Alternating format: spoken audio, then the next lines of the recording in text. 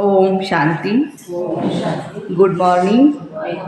आज मीठे बाप दादा के 12 जून 2024 अनमोल महावाक्य सुनते हैं। मीठे बच्चे, बाप उस रथ में आते हैं जिसने पहले पहले भक्ति शुरू की है। जो नंबर 1 पूज्य था वही पुजारी बना। यह राज सबको स्पष्ट करके सुनाओ। प्रश्न है, बाप अपने वारिस बच्चों को कौन सा वर्षा देने के लिए आए हैं? उत्तर है, बाप सुख शांति प्रेम का सागर है। यही सारा खजाना वह तुम्हें विल करते हैं। ऐसा विल कर देते हैं जो 21 जन्म तक तुम खाते रहो। देखो, 21 जन्म खूट नहीं सकता। तुम्हें कौड़ी से हीरे जैसा बना देते हैं। तुम बाप का सारा खजाना योग बल से लेते हो।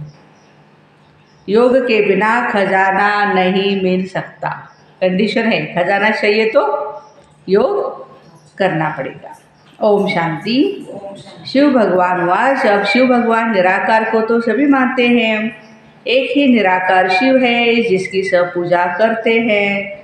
बाकी जो भी देहधारी है वह साकार रूप है। पहले पहले निराकार आत्मा थी, फिर साकार बनी है। परमधाम में निराकार, यहाँ सृष्टि पर साकार। साकार बनती है, शरीर में प्रवेश करती है, तब उनका पार्ट चलता है। मूल वतन में कोई पार्ट है नहीं। जैसे एक्टर्स घर में हैं तो नाटक का पार्ट नहीं, स्टेज पर आने से पार्ट बजाते हैं।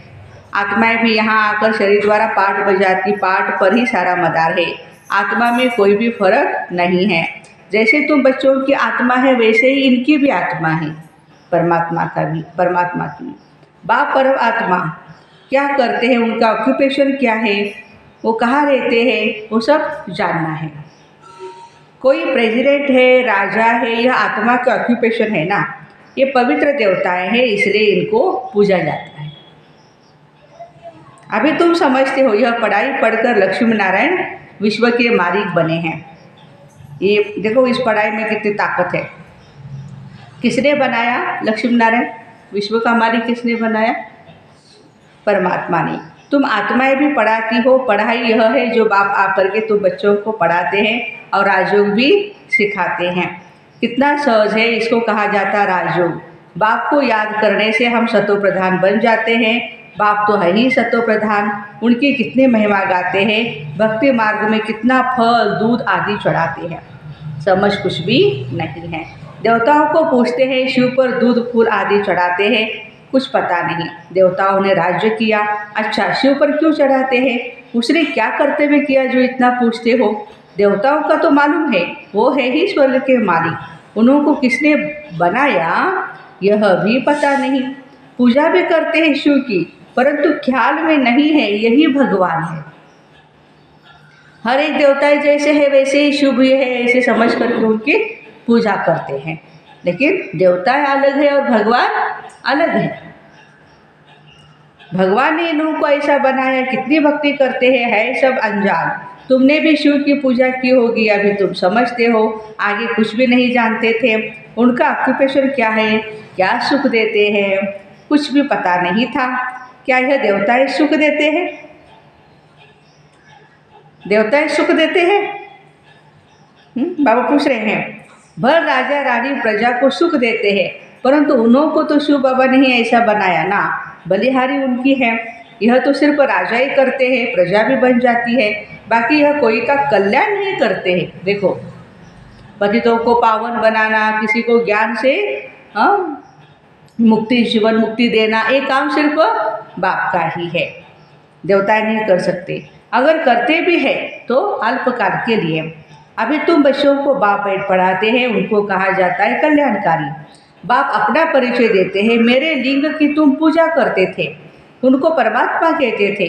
परम आत्मा से परमात्मा हो जाता है, परंतु ये नहीं जानते कि यह क्या करते हैं। बस सिर्फ कह देते हैं भगवान सर्वव्यापी है, नाम रूप से न्यारा है। फिर उस पर दूध आदि चढ़ाना शोभता नहीं। नाम भी नहीं है, रूप भी नहीं है, तो फिर शिवलिंग के ऊपर दूध जो चढ़ाते हैं वो भी शोभता नहीं, बाबा कहते हैं। आकार है ना, तब तो उस पर चढ़ाते हैं दूध आदि। उनको निराकार तो कह नहीं सकते। हाँ, तुमसे मनुष्य आर्ग्यू बहुत करते हैं। निराकार क्यों कहा? क्योंकि शिव बाबा को हमारे जैसा शरीर नहीं है। हाँ, ज्योति स्वरूप आत्मा जैसे वैसे ही परमात्मा भी ज्योति स्वरूप है। तुमसे बहुत आर्ग्यू करते हैं। बाबा के आगे आकर के भी आर्ग्यू ही करेंगे, फालतू माता खपाएंगे, फायदा कुछ भी नहीं। ये समझाना तो तुम बच्चों का काम है। तुम बच्चे जानते हो बाबा ने हमको कितना ऊंच बनाया है। यह पढ़ाई है, बाप टीचर बन हमें पढ़ाते हैं। तुम मनुष्य से देवता बनने के लिए ये पढ़ाई पढ़ रहे हो।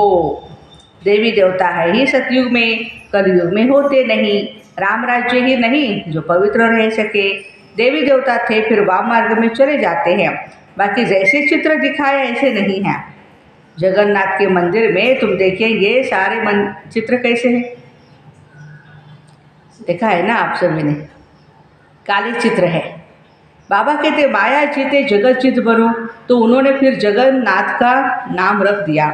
ऊपर में सब गंदे चित्र दिखाए हैं। देवताएं वाम मार्ग में गए तो काले बन पड़े, उनकी भी पूजा करते रहते हैं।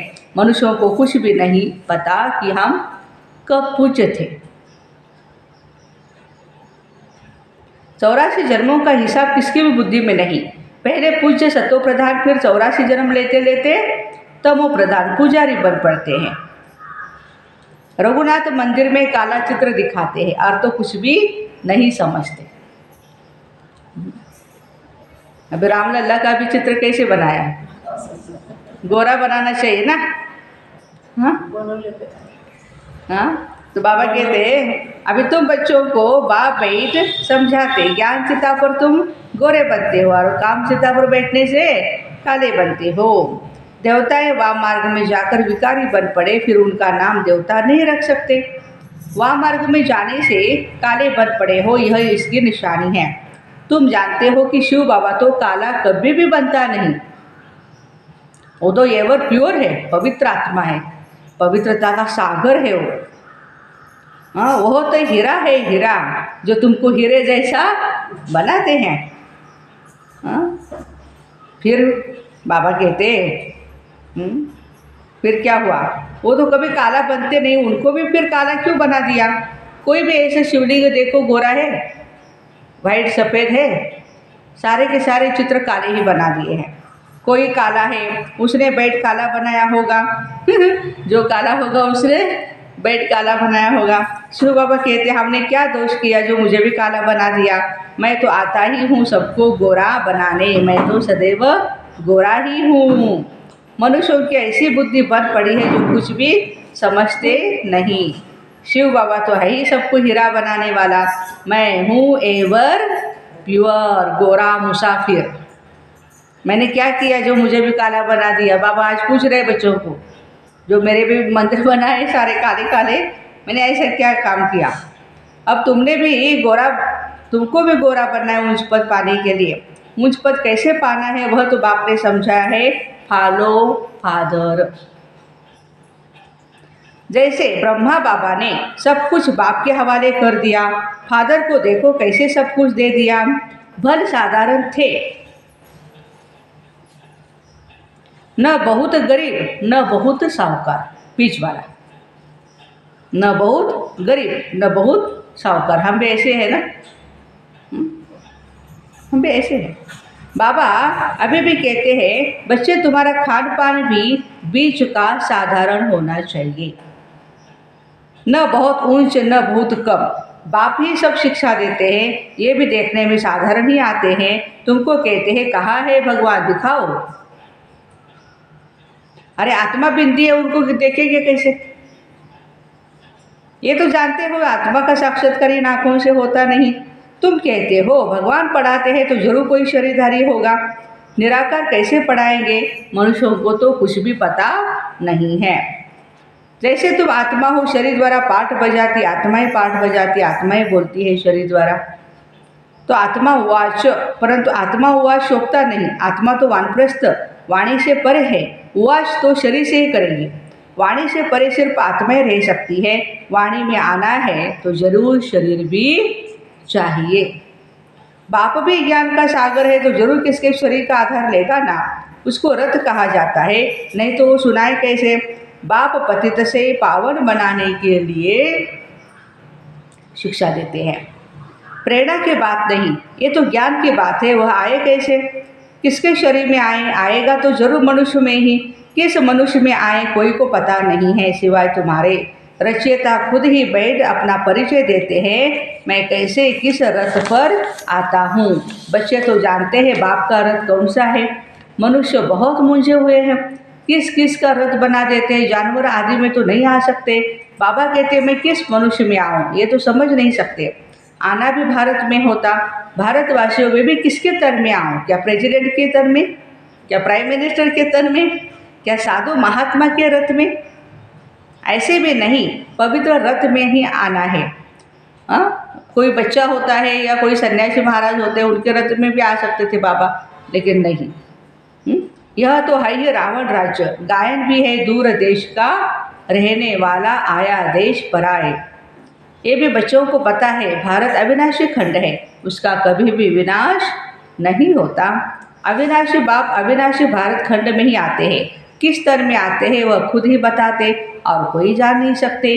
तुम जानते हो कोई साधु महात्मा में भी नहीं आ सकते परमात्मा। वो है ही हठ योगी निवृत्ति मार्ग वाले। बाकी रहे भारतवासी भक्त। अब भक्तों में भी किस भक्त में आए। भक्त पुराना चाहिए जिसने बहुत भक्ति की है। कौन है पुराना भक्त? ब्रह्मा बाबा। भक्ति का फल भगवान को देने आना पड़ता है। भारत में भक्त तो ढेर है, कहेंगे ये बड़ा भक्त है इसमें आना चाहिए। ऐसे तो बहुत भक्त बन पड़ते हैं। कल भी कोई को वैराग्य आए भक्त बन जाएगा। वो तो इस जन्म का भक्त हो गया, उसमें आएंगे नहीं। मैं उसमें आता हूँ जिसने पहले पहले भक्ति शुरू की। राजा विक्रमादित्य, हाँ, पहला सोमनाथ का मंदिर उन्होंने बनाया, शिवलिंग पहला उन्होंने बनाया। तो यही आत्मा जन्म लेते लेते अभी साधारण दादा लेखराज के रूप में है, तो फिर बाबा उनके ही शरीर में आते हैं और उनको प्रजापिता ब्रह्मा का नाम देते हैं। तो बाबा कहते हैं कि द्वापर से लेकर भक्ति शुरू हुई है। ये हिसाब किताब कोई समझ न सके, कितनी गुह्य बातें हैं। मैं आत्मा आता भी हूँ उसमें जो पहले पहले भक्ति शुरू करते हैं। नंबर 1 जो पूज्य था वही फिर नंबर 1 पुजारी भी बनेगा। खुद ही कहते हैं यह रथ ही पहले नंबर में जाते हैं, फिर 84 जन्म भी यही लेते हैं। मैं इनके ही बहुत जन्मों के अंत में मैं प्रवेश करता हूँ। इनको ही फिर नंबर 1 राजा बनना है। यही बहुत भक्ति करते थे। भक्ति का फल भी इनको ही मिलना चाहिए। बाबा दिखलाते हैं बच्चों को कि देखो यह मेरे पर वारी कैसे गया। शिव बाबा बोल रहे हैं सब कुछ दे दिया। इतने ढेर बच्चों को सिखलाने के लिए धन भी चाहिए। ईश्वर का यज्ञ रचा हुआ है, खुदा इसमें बैठ रुद्र ज्ञान यज्ञ रचते हैं। इसको पढ़ाई भी कहा जाता है। रुद्र शिव बाबा जो ज्ञान का सागर है, उसने यज्ञ रचा है ज्ञान देने के लिए। अक्षर बिल्कुल ठीक है। राजस्व स्वराज्य पाने के लिए यज्ञ, इसको यज्ञ क्यों कहते हैं? यज्ञ में तो वह लोग आहुति आदि बहुत डालते हैं। तुम तो पढ़ते हो, आहुति क्या डालते हो? तुम जानते हो हम पढ़कर होशियार हो जाएंगे, फिर यह सारी दुनिया इसमें स्वाहा हो जाएगी। यज्ञ में पिछाड़ी के टाइम जो भी सामग्री है सब डाल देते हैं। तो बच्चे अब जानते हो बाबा हमको पढ़ा रहे हैं। बाप तो है ही बहुत साधारण। मनुष्य क्या जाने, उन बड़े बड़े आदमियों की तो बहुत बड़ी महिमा होती है। बाप तो बिल्कुल साधारण सिंपल बैठे हैं, मनुष्यों को तो कैसे पता पड़े। यह दादा तो जौहरी था। शक्ति तो कोई देखने में नहीं आती है, सिर्फ इतना कह देते इसमें कुछ शक्ति है, बस। ये नहीं समझते कि इसमें सर्वशक्तिवान बाप है, इसमें शक्ति है। वह शक्ति भी आई कहाँ से? बाप ने प्रवेश किया ना। जो उनका खजाना वह ऐसे थोड़े ही दे देते हैं, तुम योग बल से ले लेते हो। वह तो सर्वशक्तिमान है ही, उनकी शक्ति कहाँ चली नहीं जाती। परमात्मा को सर्वशक्तिवान क्यों गाया जाता है ये भी कोई नहीं जानते। बाबा आकर सब बातें समझाते।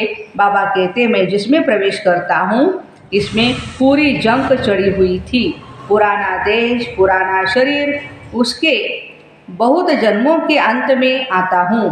कट जो चढ़ी है वह कोई भी उतार न सके परमात्मा के सिवाय। कट उतारने वाला कौन है? एक ही सतगुरु परमात्मा है, वही कट उतारते हैं, वही एवर प्योर है।